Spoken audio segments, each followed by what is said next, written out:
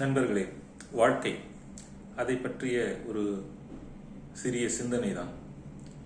வாழ்க்கை அப்படிங்கிறதே ஒரு பெரிய பண்டமாற்று தான் இல்லையா? ஏதோ ஒன்றை கொடுத்து கொடுத்து வேற சில பொருட்களை வாங்கிக்கிட்டே இருக்கும். நம்ம நேரத்தை கொடுத்து பணத்தை வாங்குறோம், பணத்தை கொடுத்து வீட்டை வாங்குறோம், சில உறவுகளை இழந்து சில உறவுகளை பெறுகிறோம். இப்படி இந்த பண்டமாற்று தொடர்ந்து கொண்டே இருக்கிறது. இந்த பண்டமாற்று எப்போது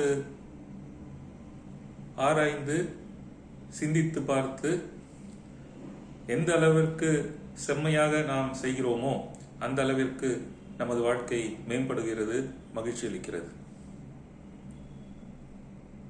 ஒரு பாரசீக கவிஞன் சொன்னதாக ஒரு வரி உண்டு.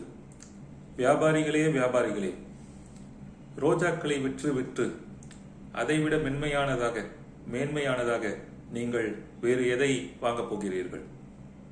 கொஞ்சம் யோசிச்சு பாருங்க.